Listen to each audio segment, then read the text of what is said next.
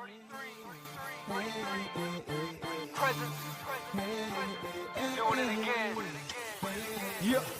I can't believe this is my life and I'm on top. I had to hit rock bottom and I didn't stop. Fell through the floor, crashed to the depths of hell. Made so many mistakes, but my soul ain't for sale. Forgive myself, forgive those who crossed me. Not like I'm keeping score, but I keep coming up empty. There's a big world out here waiting to be discovered.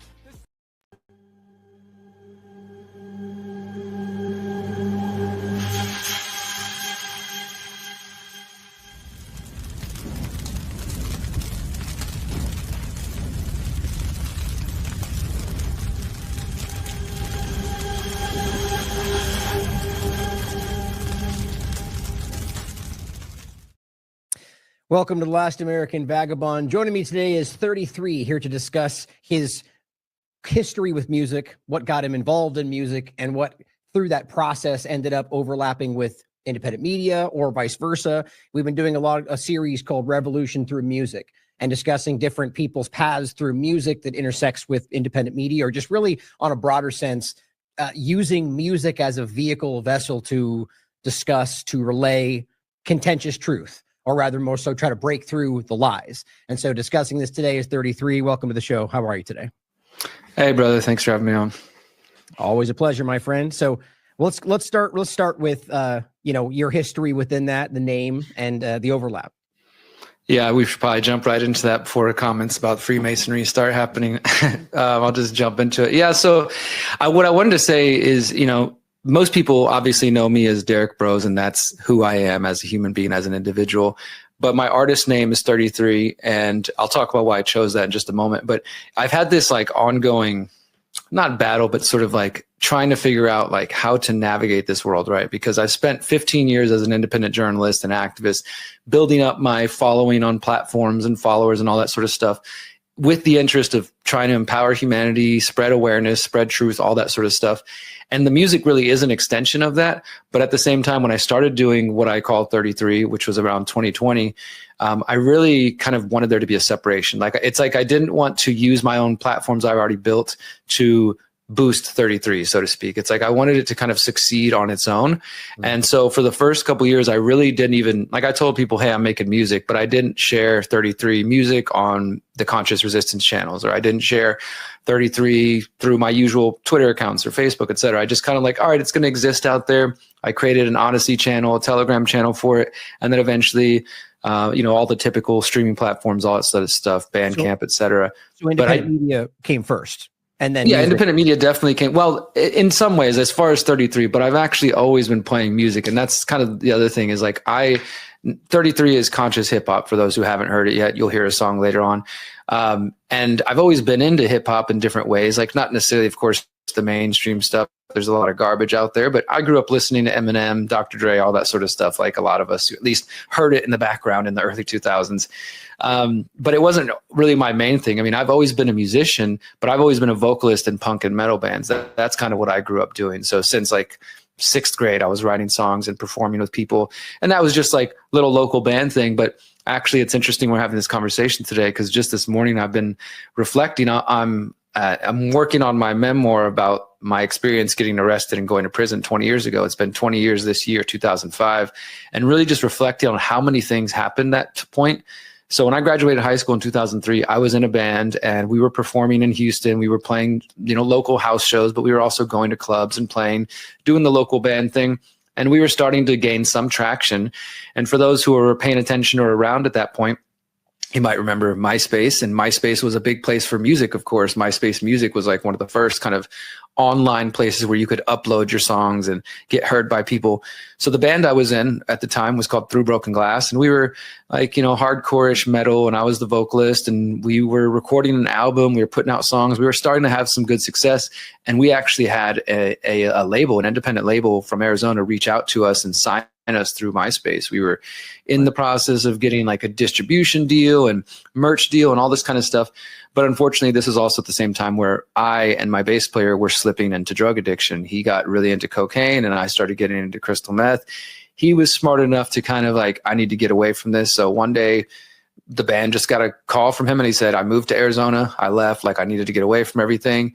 And of course we were like, oh my God, we just lost a friend as well as a bass player. And we're in the process of signing. And we figured, okay, we'll find a new bass player. We'll figure things out. But the label ended up hearing about this. I think he communicated this with them. And then they decided to drop us. They said like, you know, you guys obviously got too much going on. This isn't worth the risk. So as a young 19, 20-year-old dude who dreams of playing music, I never wanted to go to college. I never had interest in a trade. I mean, I've always loved to cook and things like that. But to me, it was just music. I got to succeed at music somehow. And then I got into drugs. The band kind of fell apart. Obviously, I got arrested. That sort of stuff happened. And then I spent a few years processing and dealing with that. And in that time, in and out of jail, I would jump in bands, I would perform in bands. And I was in a band all the way up until 2019, actually, a really talented group of guys that I was working with. But ultimately, they decided to kick me out, not in any sort of mean way. It was just like, dude, you're too busy. They could see I was running for mayor at the time. I'm doing my activism. I'm doing journalism. And music was important, but I was just showing up for practice. They were like actually friends and spending time. And I would just show up for a couple of hours and then disappear and do my thing and then come back. So they eventually kind of let me know, dude, you're too busy. So I've always been involved in music in the background. It's just that activism took over. And I've also always been a promoter. I've always been involved in booking shows. Real quick question. The group right there in the middle, were they interested in the independent media side of this? Were you doing that with that group at all? Or is that the... No, they weren't. They weren't really like, that's the thing is that last band I was in 2019, it wasn't an overtly political band. In fact, I would say they probably were very apolitical, not like left or right or anything. It just wasn't part of their reality. And when I played metal and punk and stuff, for me, it's kind of like a different voice, like literally and metaphorically. So my songs were very abstract and it dealt more with like, I think emotions. And even if I felt like I was throwing messages in there, it would never say like, bring down the Federal Reserve. It was like more poetic and kind of esoteric, if you will. But yeah, so music has always been a part of my life. Whenever when I got out of prison in 2008, and then I started to get into activism, I was actually looking at this. The first show I ever booked in Houston was October 2009, and it was called The Victims of Violence, and it was a benefit for a domestic violence shelter for women. And I just worked with a bunch of really popular punk and metal bands. That's what I first started doing. It was called Visionary, and that was Visionary Productions. So that was like the first thing I was doing while I was also trying to get into bands. And then eventually I started activism. And for a good few years, activism and music merged. I wasn't performing anymore at the time, but I continued to do benefit shows, anti-drug war shows, anti-war shows, and Visionary Noise Productions, which I'm no longer involved in. It still exists in Houston. My buddy now runs it and continues to book shows under the name. So music's always been really important part of my life. Even when I wasn't performing, I was putting on music festivals in Houston. I was putting on shows. And then eventually I was like, I need to get back to music. So I got back into bands, and that's, been a big part of my life. But then once that last band kind of said, dude, you're too busy in 2019, I was also kind of segueing toward hip hop anyways, because, and this is where I'll explain why I call myself 33. When I was 33 at 2018, my birth father died of a drug overdose. He'd been in and out of prison my entire life. And so I didn't know him that well, but he came in and out, and he ended up, he couldn't get past his trauma and his addictions. And he died in a hotel in 2018, June 2018. So just about 7 years ago.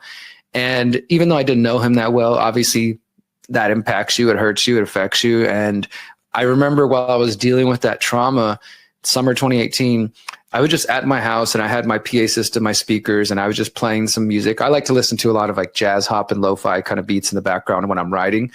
Mm-hmm. And I just had some music playing, and then all of this stuff started to come out. Like I just started kind of flowing, and none of it was anything particularly good. It was just like words coming out, but it was very useful. And I just hit record, and I just did my thing for like 4 or 5 hours. And then later on I listened to the recording. I'm like, okay, I think there's some pieces in there that if I choose to really cultivate it, maybe this could be something. And then of course, when the band kicked me out, it's like, maybe this is my path, because as a hip hop artist, you're a lot more solitary. You do work with producers and beat makers and other people, but for the most part, I don't need 4 or 5 other guys to make a song, right? Like I can kind of do it on my own schedule and my own time.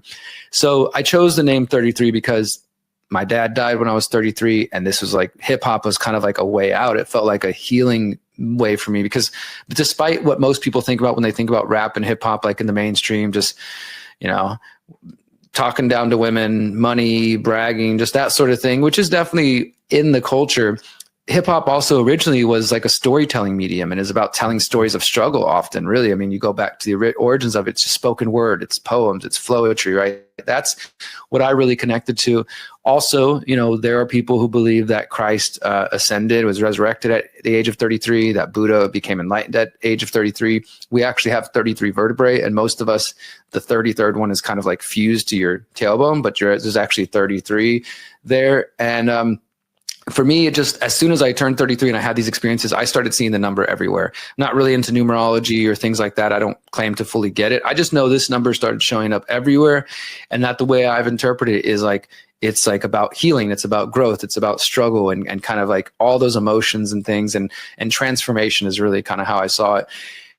And then, of course, like I get the Freemasons and other secret societies absolutely do use numbers and symbols in their own meaning. I mean, we've all seen headlines where 33 sure seems to pop up a lot, right? And but the thing that I believe about that, and I think that, oh, go ahead. There was a little bit of delay. I just had a thought on that. I don't want to cut off if you want to finish your thought. I was just going to say, I mean, for me, the reality of spiritual technology, which is what I consider numbers and symbols, is that it's all about the intention, right? So sure, the Masons do have a 32nd degree and a 33rd degree, but that doesn't mean everybody who uses the number 33 or who is attracted to it, or every time you see it, that it's, you know, something evil or satanic or whatever. It's all about perspective. I mean, some people say that these numbers are master numbers or angel numbers or what, you know, it's interpretation. So they might have their own meaning. And even like with my shirts, like I'm wearing my no masters, no slave shirt, and we take the pyramid and turn it upside down, like that has a different meaning, right? You invert it.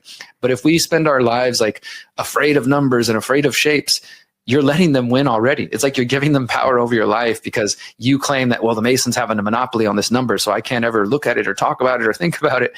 For me, it has a completely different meaning. And I think that's what matters, is it's the intention of the user when it comes to symbols and numbers. Well, on one, which I think you're hinting at there, is trying to take it, turn it into something positive instead of letting it be, you know, just by using it in that direction. But the thought that I had is interesting is, you know, a good example is like the, whatever it is actually called, I'm forgetting now, you know, the Nazi symbol, but in its use other way around, or actually in use the same way. Well, yeah, yes, but there's another term for it, right? When it's inverted. Yeah. I think so. But my point is simply that, you know, the reason that was chosen by the Nazi Party is because historically it was a powerful symbol, right? There is meaning and power. And so, yes, they did slant that in a very terrible direction for seemingly the rest of history, where people then see it as a negative thing. But the point is, before that, there was a positive, and, you know, the point being with the term we're highlighting, just because it has been highlighted, I guess the larger point I'm making is, evil, and however you want to perceive it, power structures choose these things because they perceive them to be powerful, not necessarily inherently bad. You know, that's the idea. So by taking the number, as you're pointing out, there is, as you see it, meaning and depth behind it, not because of their overlap. But my point is, maybe that's why they chose to try to co-opt it for something bad, because there is value and meaning and something behind it, you know? So it's interesting to think about, you know, it's sort of like the universal kind of mathematical, what do they call it? You know, like the shape of your ear and the shape of the shell. You know, these things can be tapped into by bad things. It doesn't make that inherently bad, you know? Interesting thought. Exactly. I mean, well, the universe, and again, I don't claim to fully get this. Math has never been my strong point, but we know that math is a universal language. And, you know, people like Tesla and others have talked about this, that math is everywhere. You're just talking about fractals. You've got the fractals from the galaxy down to the seashell. Like, there's clearly meaning in numbers. And some would say, well, that's where, you know, goes into gematria and Kabbalah and this sort of stuff. And that the predator class, the people who participate in those things, they understand this technology. And so they're using it all day and every day they launch wars on certain specific dates, or, you know, the summer solstice or the things like that. I definitely think that, you know, there's meaning there, and I'm not ever trying to discount that and tell people, hey, you're crazy for looking at these things. But look at my lyrics. Look at what my songs are about. Like, I'm not trying to bring people into either drugs or, you know, a life of immorality or apathy or YOLO. Like, the music is the message. The music is empowerment. And if you already know me, my other half, Derrick Broze, for the journalism side, then this is just an extension of that. I mean, everything I do in my life, I don't think I'm capable of doing anything, whether it's writing books, documentaries, podcasts, articles, or music, that isn't an extension of the same message, which is trying to empower people, trying to empower myself, And music, as well as things like comedy, we all know has such a deeper impact. Not obviously, journalism does have a role to play as well, but some people might not listen to a podcast from you or a documentary from me, but they'll listen to a song, and they'll maybe be impacted in a different way. We all have very personal memories of certain songs and how they impacted us, and think, it takes us back to a certain time in our life or a certain emotional state.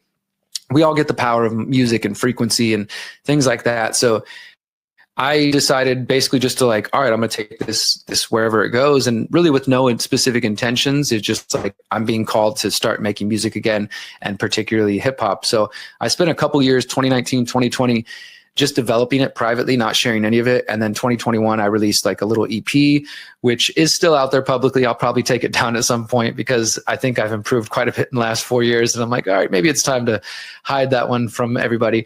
But that was really also the first bringing out 33. And that EP is called Letters to Myself. And it literally just felt like I was just writing messages to myself. And then in 2023, I released a full album that's called Transmutation.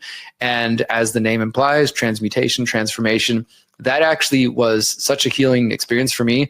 People who've listened to it seem to enjoy it, but even if nobody listened to it, it was something that I felt like I had to do. Just like I'm writing these memoirs of where my life was 20 years ago, the music was kind of that. So the album starts in a very dark place. It's not the Derrick Broze that people are used to. It's me talking about being lost in drugs and addicted and depressed and self-harm and suicide attempts. And these are all things that I realistically went through. And so the songs in the beginning of Transmutation, I'd say the first 5 or 6 of them, 7 of them are about that, me struggling through that, but always with a little bit of hope still in there. It's not just hey, this is celebrate it because this is the life. It's songs about me. I have this one song called Party of One, which is about the experiences I had where I was living in an apartment. I was getting addicted to crystal meth and I was partying, doing all kinds of drugs with all kinds of people every day. And I just kind of receded further inwards, and I let these dudes kind of take over my apartment, these drug dealers. And I just sort of stayed in my room all day, and my house became the party place. It became where everybody came to get drunk or buy drugs or use drugs.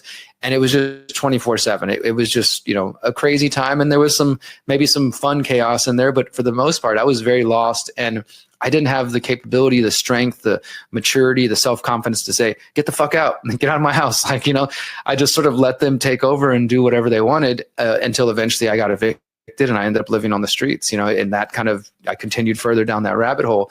So that song's about that. It's about okay, I'm partying, I think I'm having fun, but then at the same time, this isn't where I'm supposed to be. Something's telling me there's a better path out there for me. And I think I always knew that even when I was kind of lost in it. So Transmutation is a very personal album for me that talks about that. And then about halfway through the album is when I get locked up, start having those experiences. And then of course, towards the end of the album, it's more the last song is called Awakening. So you can, imagine what that's about. And all my music is available on all the usual places. My website is just the number 33ishere.com. And on all the platforms, if people search 33 is here, that's kind of the hashtag I use. But if you search on Spotify, for example, or wherever else, 33 is here, you'll find my music. And so I released Transmutation in 2023. I put out another little 5-6 song EP last year called Still Writing. And I'm currently working on a new release that hopefully will be out by the end of this year called Co-Creation, which actually, dude, I think would be really cool if we could find some way to collaborate and mix our styles in some way. Cause this is going to have yeah, so co-creation, the whole goal is I realize I'm surrounded by so many talented musicians. A lot of them are conscious hip hop artists, but then also reggae artists, and everybody just doing their thing in their own way, yourself included. And so the idea with co-creation, I've got 2 songs with Presence, who I know you've talked to. We did Taxation is Theft. We're going to play another one later. I've got a song coming out soon with my good friend and longtime inspiration, Elias Clay, who's been making conscious truth music since 2008, 2009. It was her music was some of the first conscious truth music I found when I started to get into activism. And now she's become a really good friend. So we're going to have some songs. I've got some new songs coming out with Dub FX, who's I just got home from going on tour with. And the idea is that. It's just going to be all features, collaborative songs. So maybe 6 or 7 or 8 songs, but some of the, I'm on somebody else's verse or vice versa. And yeah, maybe we could do something cool with that because, I just want to show people, highlight all my cool friends, but also see how we can synchronize and do some cool things together. Yeah, I would love that. I mean, we've talked about that in the past more than once, and I definitely think it is I think it would be a very interesting and impactful overlap, like, because we do have different, like I've done in the past, I worked with some people in musically where it was sort of like a freestyle, with like an acoustic middle ground. Like, it's a weird overlap. When you do it right, it can be really, really interesting. And so I would love to do that. No, for sure. But yeah, actually, I was just going to say real quick, Presence and I did an acoustic version of Taxation is Theft actually a couple of weeks ago when we were on tour, and that was really cool. It was just him, playing the song, but obviously without the backing track and everything, and it came out really cool. So I think we could do something fun. Yeah, let's count on it. Look forward to that. Well, I wanted to ask you about, so first, just to comment on it, it's interesting is because you already hit on one of the main things that I really get at in this conversation with people, whether comedy or music, that, it helps relay information, break through to people, and lets their guard down, like in a positive way, not trying to influence you to think the way we think, but trying to relay, information and people to consider it, and the point is that most people have guards when it comes to politics, and because they're so, propagandized, but with music and comedy, it has a way of kind of breaking through. And so I just think that's really powerful. And to see that, like, I guess I want to ask after this, but the when you notice that, but I also wanted to think that, when it comes to the transformation part of it, and this was like more my comment, is it's interesting to see how powerful that is to, you went through this process. And so this music, in it kind of like the same realm of the point I'm making, is that it helps reach people, or rather helps them understand how they can, not just break going through something like that, but grow and become better and stronger. And that, some people need that push, that support, with the music, or just you talking on your platform to say that, it's you can succeed. You are better than that. Like you say with your shows, you are beautiful, you are strong, you are free. Is that what it is? Or powerful, you are free. And I think that's important. Yeah. Just that idea to repeat that. And I'm not weak. I'm not alone, and that it's powerful to see that. I just want to point that out, that this kind of thing, it's why it's so impactful for people, because they've seen you progress through this and seen you succeed beyond it, But so back to the question is, do you think, or like rather, what point did you notice that, or rather, was that something that was with you from the beginning, that you were using this to try to help truth come across, so what point did that happen? Yeah, well, so it definitely was mainly from the beginning. So doing still writing, or doing letters to myself and doing transmutation, that's the only thing I knew I wanted to do when I started 33. There was no, like I said, I didn't have any trajectory of like, all right, I missed it when I was younger, I'm going to try to get famous with music now. It was just like, something needs to come out of me and I need to share it. And especially I felt like, because, like I said, it was born out of my dad's, his overdose, and I had my own struggles with drugs. It felt like I need to put out transmutation. I need to get all this stuff for my healing journey. And then who knows what's going to happen after that. And so once I put that out, I kind of felt like, all right, I'm done. And then a few months passed and I'm like, I think there's more music. I think I have more stuff to say. But it really hasn't been until recently, man, going on tour, where I've got to see it firsthand. Of course, when I was writing these songs, the intention is like, I hope that somebody who is struggling can hear these songs and can relate to them, and can also realize, oh my God, this dude got out on the other side. Like, he made it through, He didn't just get lost in drugs. Because as much as I love conscious music and liberty-minded music, there's a lot of it that just doesn't vibe with me. Sometimes it's too much on the nose, so to speak. Like, people are, I think, just the message is too in your face. And it's like, okay, that's going to appeal to our crowd, but not the average person who just wants to consume music, right? So like I said, I didn't want it to be like, here's a therapy album, so to speak, although it can play that role, but just good songs, good lyrics, but also, hey, this person is telling a real story. And I think sometimes those, like, especially with bigger artists, you think about bigger artists, like Eminem is just one example, who, not that I agree with many of his opinions, but who has shared about his struggles of, in his childhood with his mom and all this sort of stuff. And as a huge artist, and, a lot of people clearly relate to those struggles in their own way. And so I've always had that intention with, like, if the music can help one person, then I feel like I did something amazing, right? And the cool thing is, over the years, because I put out those albums, and then I started performing. I've done some shows in Houston, but mainly what I did, like during COVID, when I came to visit you and we traveled around and did these tours, I'm giving presentations like I usually do since 2013, giving public talks, but then I would kind of throw in a song at the end or perform my music a little bit. As the years have gone on now, it's starting to become one really cool thing where if I give a talk, I'm going to do music. And then when I'm performing my music, I'm also talking between them and kind of, not turning into a full speech, but I'm trying to plant seeds and throw ideas and explain to people, hey, this is what I mean in this song. This is what I'm singing about. This is what I'm rapping about. This is what I've gone through. And I think that's important. And so I have had people come up to me and say, thank you for sharing your story. That's always been happening as I share it, like just speaking. But then with the music, people will say, I'm not really into hip hop. It's not my thing, but I have young nieces and nephews, or I have young kids, and I think they might be into this. And what I often tell those people, especially let's say generations older than us, like 50s and above, they might have missed the hip hop window. It came out in the late 80s, 90s and stuff like that. But some of us, like, we grew up, even if it wasn't our favorite, it was in the background, it was around. But a lot of people don't realize hip hop is actually the biggest music genre in the world. It is the most consumed, most listened to, most streamed.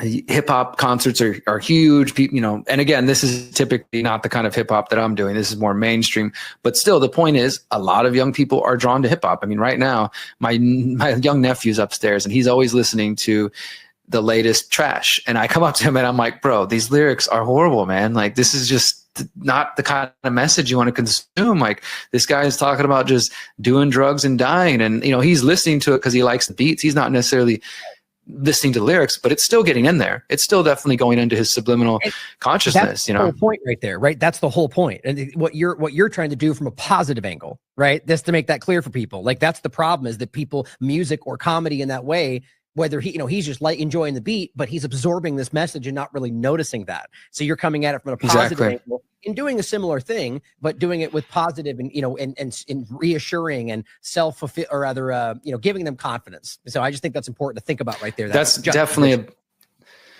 a big part of the goal, is trying to like plant seeds. In fact, one of my songs from my release, Still Riding, which is one of the songs that I'm most proud of, people can find it on my website, is called Guard Your Heart. And I specifically wrote it with some friends in mind, but also with my nieces and nephews and my younger self. It was like, whenever I play the song, I tell people, hey, this is my self-love anthem. It's just like a message that I wish I had when I was younger, when I was going through those struggles. Guard your heart, protect your mind. Like, that's the sort of thing that I wish was the message I was getting, instead of crazy stuff from Eminem or whatever, so I'm doing it very much with that in mind, my young nephews and my nieces, and how can I make music that I want to share with them, that I want them to be able to listen to the message and feel empowered by it. And as far as like people really connecting to it, I've had that experience now in person, because besides doing Derrick Broze talks, then, oh, by the way, I'm going to play some music, I recently got to go on tour, just specifically as 33, and it was only five dates across the U.S., but it was still just an amazing experience with my friend Grant Presence, who you've had on the show, and then who has now become a friend, DubFX, who's a huge inspiration of mine that I've been listening to since like 2010. A lot of his music, which is also has a very uplifting message, was music that I was listening to in my early activism days. And last year, or in late 2024, we got to have him come speak and perform at the People's Reset in the UK, and then we brought him to Mexico in 2025, and he just really fell in love with our community. He just was like, wow, you guys are the people that I'm making this music for, because he gets invited to music festivals all over the world. And I've asked him, I was like, do you think most of your audience gets it? He thinks some of them get it. Some of them are just there to dance and have a good time and party, because he makes entertaining, fun, danceable music. But, when he connects to people who actually get the message, and, what we've built with the People's Reset is solutions focused. We're taking steps. He just felt like, wow, this is the community I've been looking for. And now he's like, I want to be at every one of these as long as you guys will have me. So he will be performing again in January in Mexico with his wife. And they're just incredibly, and even them together, like a couple who both make music, who are empowered, who have a positive message, and are making that music for their daughters and for anybody else who will listen. So after we got connected with him through the People's Reset, we've just been vibing and connecting together. And like I said, he engineered and mixed and mastered my latest song that I just released last week, and I'm going to be on his new album coming up. And I kind of got my way onto his tour. He took Presence with him for his first U.S. tour in over a decade. He did Salt Lake City, Denver, this festival called Rise and Vibes in New Mexico, and then we also went to Portland and Seattle. And I was just super blessed and honored to be able to be the opening act. And it was really cool, man. This is honestly one of the best experiences I've had in a long time. It felt like, wow, this is again, going back to like, I've always wanted to be a musician. I've always wanted to be on tour, but kind of drugs got in the way, and my life took a different turn, got into activism. But now at 40 years old, to go do a little tour with one of my inspirations and one of my good friends. And there were people coming to those shows who knew who Derrick Broze was, but didn't know that I made music, and vice versa. People who knew who 33 or heard of the music because of Dub FX, but didn't know anything about my journalism. And then people who had no idea who I am. So it was really cool to kind of come in just like, hey, I'm just 33. I'm the opening act. But then at the same time, we had our merch tables. We all have our shirts out. And I had my books that I usually sell at my presentation. And I had the same Conscious Resistance shirts that I have when I do Derrick Broze events. And it was really cool that the people who are coming to those shows, they were like, oh, how to opt out of the technocratic state. Wow, I need to learn more about that. Because Dub FX has kind of already cultivated an audience of people who are like-minded, and the people who really do get his message of empowerment and speaking out against government and corruption and stuff. So it was honestly one of the best experiences I think I've had in a long time, to like go there, be 33, and then connect with people who are like, oh man, I've been following you. I think I showed you there was people there who follow T-Lab. There was a guy who showed up with the Question Everything shirt. There was definitely some T-Lab, some, you know, Whitney Webb and Derrick Broze fans that were showing up that also were fans of Dub FX, and were just like, oh man, I didn't even know you make music. I didn't even know you guys are collaborating. Holy crap. So that was a cool experience, man, just to kind of have these merging of these worlds. And it was actually Grant Presence who was telling me, he's like, kind of giving me advice. Like I said earlier, I've tried to keep this separation, and he's like, dude, just stop trying to separate it. You're just one person. Like, you're 33, you're Derrick Broze, you make music, you make documentaries, you make books, articles, whatever. It's just you. And so, yeah, I think that I'm becoming more and more comfortable with that, where, like I said earlier, I felt like I needed to keep it separate. Like, I don't want to get a leg up on the stuff I've built as Derrick Broze. I want 33 to succeed on its own. And I think it's doing that in you know, slow but steady ways. Getting to go on tour was a huge blessing. And even if I never go on tour again, that was just an awesome experience. But I do see now that it's just one thing. Like, whether I'm giving a talk, whether I'm performing music, it's all the same goal and the same effort. And I would, you know, add that, you know, which I'm sure you probably reflected on yourself, that had you gone to a different path, right? Had you have not been gone through the struggles, dealt with police and different stuff back then, and gone through that same path without coming this roundabout way, you'd be a different person, right? This would be different music, right? At least in some way. Absolutely. And so now you've gone through this journey to where you can come back around and do it, you know, like, this was the way it was meant to go. This is the way I would look at it, you know, and that now you have that 100% the knowledge, the insight, and you're helping people find that same path. You know, it's profound. And I at least I tend to think of it that way, that there's, you know, it's meant to go. I do. I just was posting about that on social media this morning. Like I said, I just kind of reflecting on it because I'm writing a lot of things that happened 20 years ago. And I don't think, I just know that everything happened for a reason. And I imagine that if 20-year-old Derrick Broze, who was addicted to drugs, if we had got signed and if we had become successful, even in a small way, and gone on tour, my drug problems probably would have continued and probably would have gotten worse, because a lot of times, especially when you're young and 20, and especially if money gets involved, like, I definitely empathize and sympathize with the young artists who blow up on the internet. And then the next thing, you know, they've got tourists and tour managers, and they've got handlers and all this stuff. Like, I'm sure it's a fun experience, but the potential for you to get sucked into the drug world and to just, you know, not healthy habits is so much more likely. Now, as a 40-year-old dude who's been through some stuff, I can go on tour, and I'm not interested in getting drunk after the shows. I'm not interested in just, like, you know, dropping acid and trying to go perform or something. Like, we're in the back, we're doing burpees, we're kind of working out, getting ready for the show. And it's just a totally different vibe. So whether my music takes me to where I wanted, like as 33, takes me to what I wanted to do as a young kid, which was to tour and play music professionally, I'm grateful for where I'm at now, because as Derrick Broze and as 33, I can go on tour and I can give a talk and I can, you know, play music. And the really exciting thing is that myself and Dub FX and Grant Presence are talking about something that I don't think has ever been done for 2026. We're going to find a way to combine all of this into one event. Like, you know, we want to bring Dub FX back to the US, because he only did 5 cities and a lot more people would love to hear him. But we want to, like, how do we combine the meditations and the talks and the music into one thing, right? How do we bring, hey, the people who are going to come hear Derrick Broze speak, or with the people who want to come hear 33 or Dub FX play. And so we're working on some ideas, like maybe it's we show up to a city and you can pay for the show, and if you want to come early, there's going to be a presentation and, you know, some discussion on solutions. And then if you don't want to participate in that, you just show up at, you know, the evening and come to the music.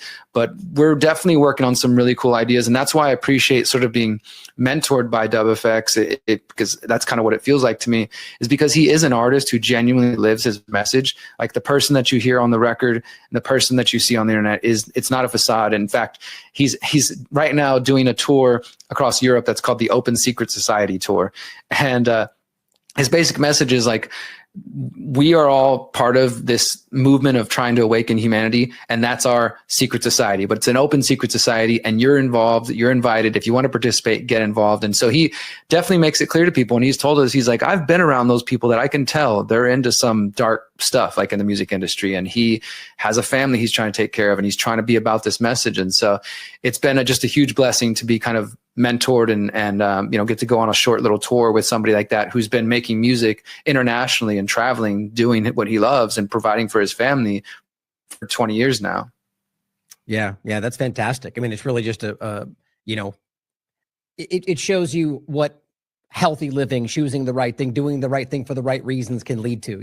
It's sad because I do, at least more so over the last decade of doing this work, I've grudgingly come to accept the reality that, not that it has to be or should be this way, but that sadly we do live in a world where nice guys finish last, right? To make it simple, where bad people do profit and succeed and benefit from doing the wrong thing. But the point is that I don't think that's the natural state of the world. And I think that, they're showing people that this is a way to succeed, I think is a very positive thing. And I really think the music, just personal note, or anybody else listening, really does have a profound effect on people who, are going through similar things, And so really seeing that happening with all the effects and the larger aspect of it, it's exciting. I once had a thought, I think it was probably teenager at the time. There's somebody I used to live, a good friend of mine growing up. He was once on Juxtaposed magazine from Sacramento. He tags and spray paints and so on, whatever they call it these days. But he was pretty good at it, and we once tried to do a thing where we talked about where, trying to combine all the different styles, like where one person would play a song at the same time he would be doing spray painting in the background while somebody else would be, getting like 3 different forms of art in like one presentation. Kind of feels cool. Like a similar idea, it's like trying to bring it all together because, we've talked about this before, whether it's, you worked in kitchens where a lot of people that I work with in the kitchen in the past also were artists or painters or singers. There was a really weird kind of, it all kind of overlap with each other. And I think that there's the same thing here, is that whether it's the message or the intention, it's that it's all very artistic, what a lot of this stuff is. And so I think I'm looking forward to that converging in some way with the tour and so on. So it'd be really neat to find out. Yeah, absolutely, man. I think that there's so much potential in the conscious music space. And again, even if people listen to this, like hip hop's not your flavor, just find the artists that do appeal and attract to you. And the other thing I just want to mention is like support those artists directly. Like I'm becoming more and more a fan again of things like Bandcamp. I want to talk about Spotify in a few minutes, but things like Bandcamp, it's not an endorsement of them. I'm not saying everything they've ever done is the best thing ever, but there's platforms like that where you can still, for one, download music and not rely on streaming. I know that DubFX is on there. I put all my music on Bandcamp, so people can go listen if they want to just listen.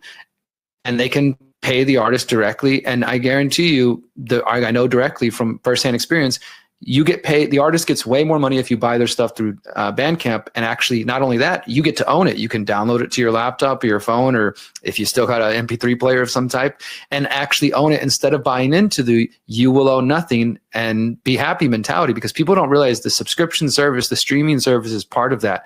You're relying on Netflix or Amazon or Hulu or Apple Music or Spotify to always have your favorite albums, but we've seen that they will randomly take music off, whether that's for censorship purposes or if they're just like, there's not enough listeners to justify the server space, so we're going to take these movies off, or we're going to take this music off. So things like Bandcamp are just going to shows in person and buying stuff directly from the artist, right, whether that's merch or CDs or MP3 USB drives with their music or whatever it may be. Support the artist directly where you can. And so I'm glad that there's still at least some platforms that allow for that. And I'm definitely trying to make that more of my message, both journalism and music, to like embrace those platforms and support people where you can. I did want to mention just besides the co-creation album or EP that I'm working on, I did release a new song last week, and I would love for everybody to go check it out. It's I think it actually ended up being kind of timely. I wrote it back in May and then spent a couple months working on it behind the scenes. And then, as I said, DubFX was able to come on board and be the mix master engineer for it and help with the final product. It's called Manifesting a Future. And it's at my website, 33ishere.com. It's on my Bandcamp. It's on all the usual places. And I've been posting about it recently. I released it on July 4th. There wasn't really any it wasn't like intended to be that way. But then in the end, I thought, you know what, maybe that actually does line up, because the hook, the chorus for the song is, they think they can divide us, but we won't let them win. We are stronger together, more united than we've ever been. They're trying to divide us, but they can't stop the free people, because we're manifesting a future where all life is equal. That's like the hook. That's the chorus, right? And some of it talks about, there's another line I have where I say, how can I walk past the garbage in the rivers and streams? How can I walk past the houseless human with broken dreams? Why do we scroll past the images of war and uncomfortable scenes? I wonder what it'll take for us to evolve as human beings. Like, it's the same message that I'm sharing through my journalism, through activism. It's just, like I said, sometimes more subtle and in different ways. But I think this song, as well as the song we're going to end with today, Unwritten, which features presence, is the best representation of where my music is headed. I love what I did with Transmutation, and it's a diversity of sounds. And like I said, it's telling my spiritual journey. But I think that these two recent songs, Unwritten and Manifesting a Future, really capture what I'm trying to make 33 be, because it's also been really experimental to me. Like, I have some influences and artists I could name, but I don't really sound like them, and I'm not trying to sound like them. So even in the choice of beats and stuff that I choose, I've been trying to be lately, particularly for this next release, be very diverse and and specifically pick beats that I'm not initially attracted to, because I have we all have certain things that come to our ear. And if you do so, that's fine. You develop a sound. But I'm also like, since I'm still fairly early in my efforts as an artist, as a hip hop artist, and there's a lot that goes on in there. I don't think people, just like with anything, for one, memorizing lyrics, but then with hip hop, it's even more. Yes, there's a rhyming thing, but there's internal rhymes. There's the speed of your rhyme. There's a lot of different technique. And I'm not an expert in many of these. I can tell a story, I can rhyme, but I want to continue to get better. I want to challenge myself. So I'm picking beats and things that are like, okay, that's totally different from anything I would normally do.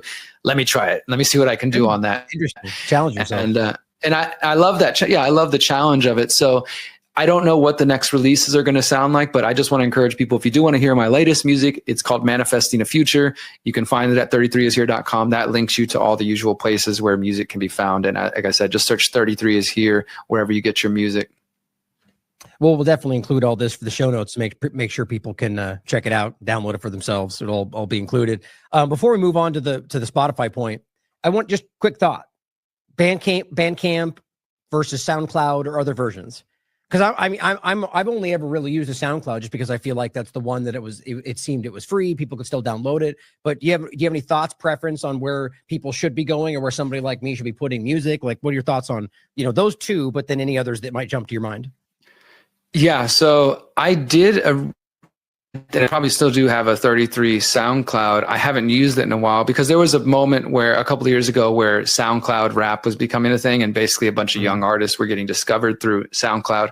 I do think things like SoundCloud and Bandcamp are better than most of the streaming services, because of what you were just saying there. And what I explained about Bandcamp too is that you can buy directly from the artist. You can listen. It's up to the artist how they set it, but for the most part, you can listen for free and just jam an album and check out the artist. And then some of them have it set where, like, let's say you want to buy an album and it's $10 or whatever. Some artists put like name your own price. So if you don't have $10, you can give them $5. If you want to give them $50, you can give them $50. Like, I think that's a really cool feature. And so I do appreciate those kind of original streaming platforms. Like, and they're not even streaming, they're sort of evolving now, but they didn't start out as streaming platforms. They were just a place for artists to upload their music and for listeners to find new music. So I do think those are really cool. Also, I want to connect you with my buddy. His name's John Hale, and he's from Houston, where I'm at right now. His platform is called soulstream.music. So that's SOL stream.music.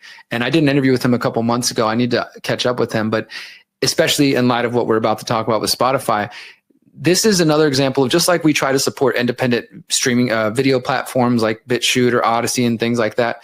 He and others, he's not the only one that's trying to do it, trying to take on Spotify, so to speak. He's not trying to replace them, because I think that's a difficult task, but he is trying to say, here's an alternative place to put your music where people can sign up just like they do with Spotify and Apple and whatever else, and they can stream.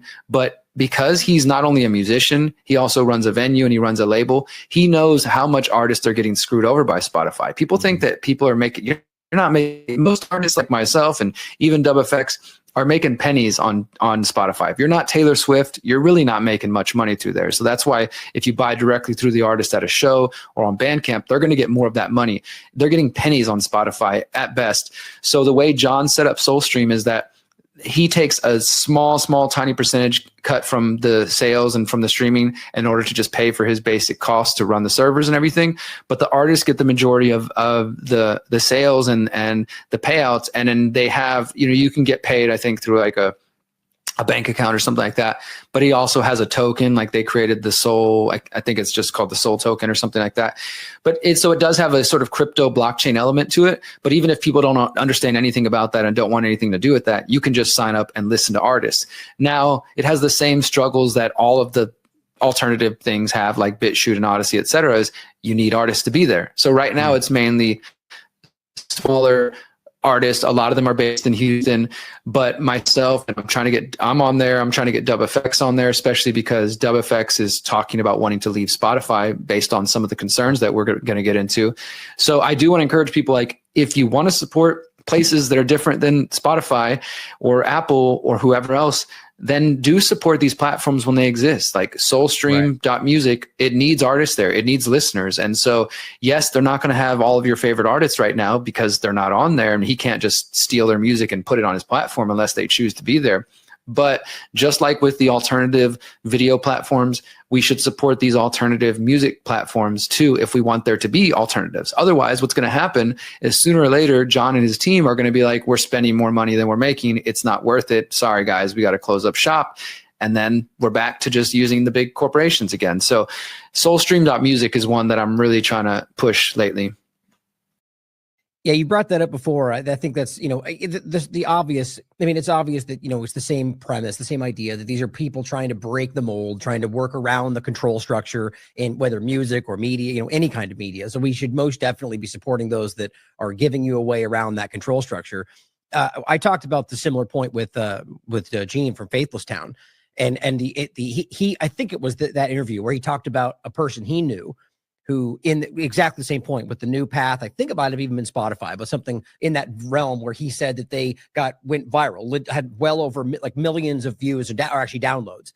And nonetheless, I think he said they ended up making like $1,000 all the way around. I mean, think about how insane that is to be, that like literally going viral to where you can, that's success in any other context, but because of the way these things have overtaken the industry and now they're choke points, that's how you they benefit from your success. It's just exactly. Just to add to that point, he had a personal. Oh, good. I was just saying, a lot of us thought this is another way, one of the ways that a lot of us thought the internet was going to free things. Like, for example, the internet frees us from mainstream media. We don't need corporate media anymore. We can all, YouTube, you can be your own channel, your own show or whatever. In the same way, many of us thought streaming, downloading platforms like, MySpace and then SoundCloud and Bandcamp, we're going to be the way where like labels are no longer important, because prior to the internet, like the only hope you had as a local band is being heard by somebody who was a record label exec or a producer, had some kind of contact, sending in your demo tape and hoping that they listen to it and this sort of thing. But the idea was like, okay, I've got the internet now. I can just post my music and I can get followers and listeners and then build up a base and then go on tour. Because bands, especially bands, but most artists in general, typically make their money with shows. You get paid for the performance, you might sell some merch, things like that, and it allows you to sustain yourself. But unfortunately, the internet did not deliver on that promise, and these big corporations have monopolized everything again. So most people, where do they get their music from? It's not necessarily from the big labels. They're not buying it at CD stores anymore. It's through Spotify, it's through Apple, Amazon, these kind of bigger mainstream platforms. So we haven't really kind of broken free from the corporate control structure of music yet. Right. Well, it's interesting as you could argue that there was a moment in there where it was at least a little bit more free. But what we're highlighting is, and I would argue the engineered, like entirely planned transition, like we're seeing today, into you can call it technocracy, digital control, whatever technology being used to make the new choke point. So, or you could even argue that it was a coup, a music industry coup of the technocratic industry, where they use these, Silicon Valley tech ideas to, seize control of the flow of information, or rather flow of music. But in this case, I'm sure they still made deals with these bigger industries, so all they did was shift us into a new control point. But, so a point to be made, though, is something you've talked about, like right there in that transitional moment, which, by the way, we're currently in one of those. Had we have stood up and demanded or took action to stop them from creating the new choke point, maybe things would have been different. Worth considering for what's literally building around us right now, Absolutely. Yeah. And that's, I think, why it's so important to maybe take some stances against these companies. And this is the other thing I wanted to mention is like, I've come across this. I was talking with DubFX about this, there's been a lot of reasons to be concerned or to boycott Spotify, even prior to what we're about to share. The censorship during COVID, that's the other thing, is they were taking down music, they were taking down podcasts, putting up little COVID-19 warnings. We all understand like how these big tech platforms can censor. And so there's plenty of reasons to be skeptical of them already. But now, we're learning, well, the CEO, I think his name is Daniel Ek, he's a Swedish guy, the CEO of Spotify. He's been to Bilderberg just a couple of weeks ago. He's been to the World Economic Forum. And now this new announcement that he's investing $1 billion into this AI military industrial complex company. I think it's called Helsinki or something along those lines. But the point is, it's an AI platform that's probably going to be used to kill Palestinians, or Helsing, that's what it is, or some other, innocent people around the world. And he's investing all his money into this type of company. And yeah, they're going to be an autonomous drone company working with AI. And so that, as that other article is showing, is there are some artists who are saying, hey, you know what, this is enough. I'm going to pull my music off. And so then that's obviously no major artist like a Taylor Swift or something like that. Those artists really can't be bothered to give a shit. But smaller mid-level artists are saying, hey, this isn't worth my money. This isn't worth my time. I don't want to be involved in this. And they quote from a few of them there, some Australian artists, and saying like, I'm taking my music off. So I started thinking about it because, as you know, we've talked about this in other areas. I do try to opt out of Google. I'm on YouTube. I make a compromise for that, but I don't use Gmail. I don't use Google Docs and Drive and all this stuff. I try to limit my use of these big tech companies. I don't pay them any money. I don't take any money from them. I don't, none of my YouTubes or Twitters or anything that's monetized. I didn't pay for a blue check from Elon. They just gave it to us for whatever reason. So that's like part of my line in the sand. But like most of us, my podcasts do go out on Spotify, and I get, a few hundred listens here and there. Nothing that I would say would be the end of the world if I do decide to take it down. And then, yes, as an artist, I'm on Spotify. I have resisted that. I was like, no, I want to be the first artist to go viral with a song on Odyssey or something like that. I think that's what it would really need to take, is like, there's a viral song and people realize the only place you can find it is on SoulStream or is on Odyssey or something like that, Really quickly. That's a really interesting and important thing to think about. I don't think it's even mathematically possible that wouldn't have happened by now. I think that very clearly shows a new world that we're in, whether the choke point we talked about with the music industry shift, I don't believe that things go organically viral anymore. Not really. I think it's something, I'm sure there's ways it could be done possibly, but I think that there's so many choke points now, obviously that there's so many people that post on Odyssey, BitChute and everything else, that how has it not happened yet? I just think that shows a very clear control over not just these platforms, but just information, music. Absolutely. And that's the struggle I've had. I'm like, so when I first started 33, I was like, okay, I'm only going to have an Odyssey channel. I'm only going to have a Telegram channel for 33. That's the only place people can find my music. Oh, and then I did SoundCloud. And then I started feeling like, okay, I think I'm limiting myself. Let me go ahead. I'll start a Spotify. And I use DistroKid, one of the many, again, these are like, they replaced the record labels. Now you got distribution platforms. Now you got Spotify. You got to pay for all these things just to get your music out there to people. So we have new barriers to entry. But so I do DistroKid, and that sends it out to everywhere from TikTok to all the platforms you never heard of that people apparently use. And so the music's out there. But yeah, seeing things like this report, I'm like, okay, I'm still a younger artist. I'm still starting in this. My following's not huge where I feel like, oh, I'm giving up a paycheck to boycott Spotify. And like I said, most artists aren't really making much money on Spotify anyways. So, and I did talk to DubFX, and I want to connect you two so you can interview him as part of your series here. I think you guys would do a great interview. He's definitely talking about taking his music off by the end of the year, and he's got his new album coming out, and he's like, I'm not going to release it on Spotify. I'm going to figure out how we're going to go about it. Maybe it's just going to be Bandcamp. Maybe I'm going to put a message on my Spotify account that says, hey guys, no more music's coming here. Find me these places or whatever. but he's trying to navigate that. And that's as an artist that has hundreds of thousands of monthly listeners who does stand to lose something if he chooses to boycott that. But I find that, again, another example of why he particularly is a principled person. But the kind of things that I think we need to make an effort to do. Is it going to stop the war machine? No, but I'd like to sleep a little better, knowing that I'm not sending people to a platform where the CEO is investing billions of dollars into the war machines that, on the other hand, I'm trying to fight. You know, I mean, because it's like I'm working. Derrick Broze is over here trying to expose people to the AI technocracy, but then 33's got his music on the platform where they're investing in that. And it's not easy to try to be a principled person. Of course, if we start to look at the list of companies we support, like, you realize, wow, these companies are all invested in crazy things. But it does matter to some degree. And I do think we have to have some lines in the sand, whether that's as artists or listeners. I mean, I'm sure the people listening to this, maybe some of them are going to hear this conversation on Spotify. Maybe some of them are going to go listen to a podcast on Spotify. It's up to you to just... Not to you. Okay, cool. We'll see. So they took you off before you could take yourself off. But, you know, that general idea, like, or Apple or anything else, like, it's up to you guys as listeners too to decide. In fact, I was glad to see when I posted that article this morning, I was posting, oh, by the way, the CEO went to Bilderberg a couple weeks ago. Somebody said, I canceled my subscription right now. I don't need to give these people any more money. Like, so there are some people who will take a stance, but that's also why we need to promote and support things like SoulStream and other alternatives, because people still want to listen to music. And, you know, eventually if it's too difficult, they're just going to, well, I'll just do what's easy and go back to Spotify or whatever. So I think it's important for us as artists and as consumers of music and consumers of podcasts to figure out what is our line in the sand and what are we willing to put up. So I'm definitely having this ongoing dialogue, and I'm probably not going to release that co-creation EP I'm talking about on Spotify. And I'm probably going to go ahead and untangle the conscious resistance from Spotify and see where that goes. And of course, it's like, I don't want to shoot myself in the foot. That's the whole reason I'm still on YouTube. They magically turned me back on last year.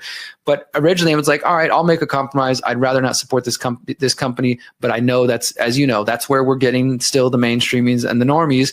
And even in our regular following, a lot of people won't go to BitChute. They won't go to Odyssey. They won't go to the alternatives. I've been trying for 10 years, since 2015, to get people to abandon Facebook and elsewhere. And I've kind of given up. You know, I'll be real. I've kind of given up. Instead, I'm just like, hey, I'm over there if you want to go there. But I still post on Facebook. I still post on YouTube and Twitter. And I do get a lot of interaction there. I wish those people would go elsewhere, but it is what it is at the moment. So I think I will take a stand, though, with Spotify.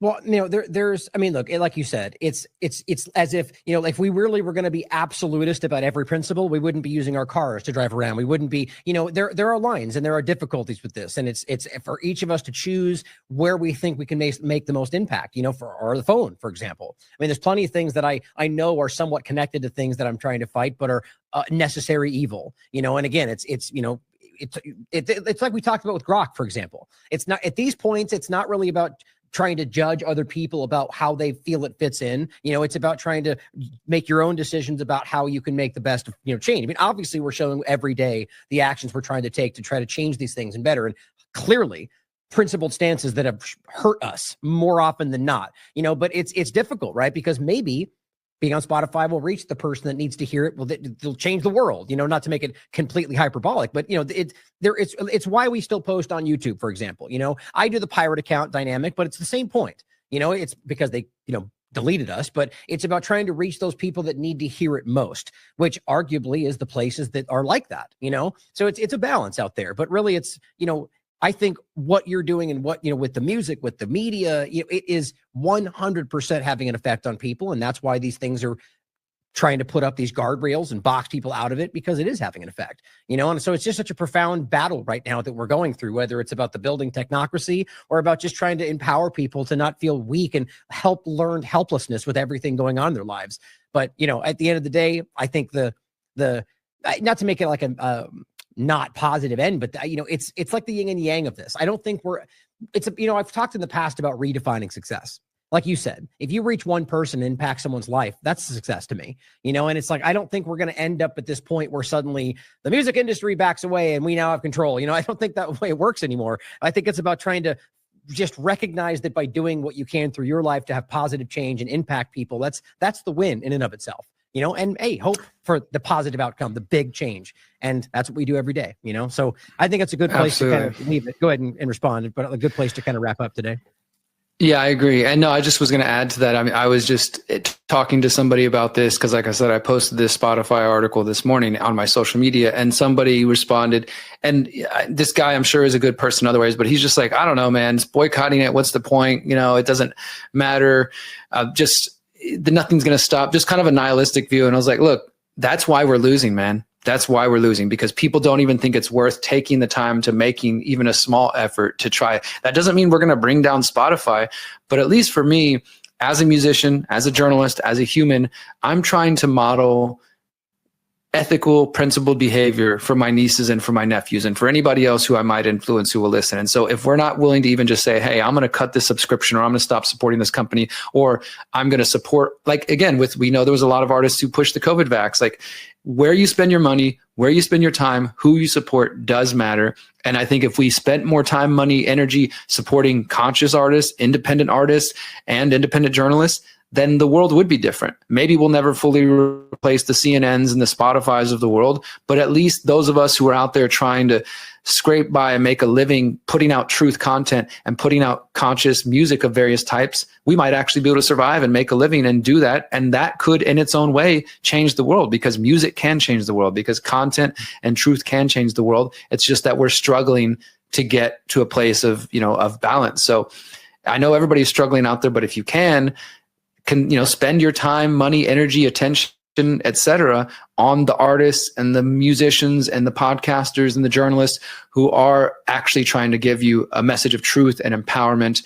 And I'm super grateful, brother, for you giving me a chance to share about my music. I've only got to do a couple interviews as 33 and sharing it, so it's fun to kind of just talk about this side of things. And hopefully for those who had no idea about this side of me, you can understand now that music is extremely important to what I'm doing. And to those who don't like it, because I see you haters out there too, I'm sorry, but 33 is not going away.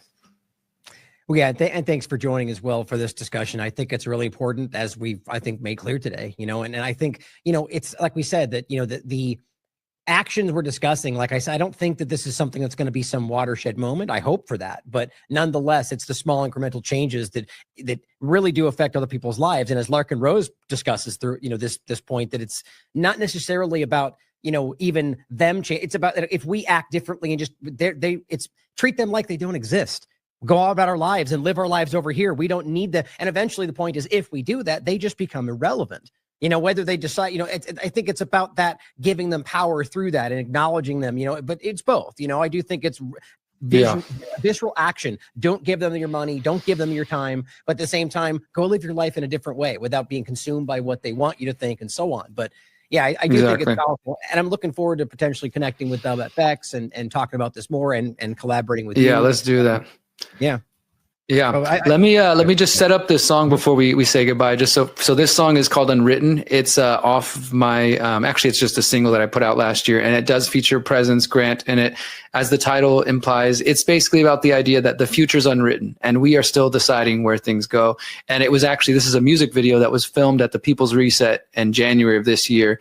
And if anybody wants to come for next year, we're going to be announcing soon. So check us out over there. But it's a really fun video. The message is like, we still get to decide. The future's unwritten, and we gotta write the future we want. So thanks again, brother.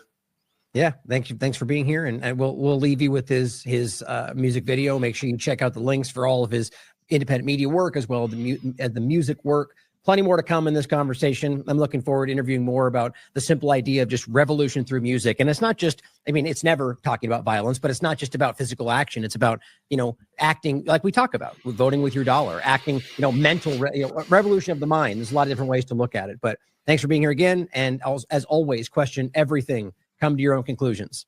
Stay vigilant. 33.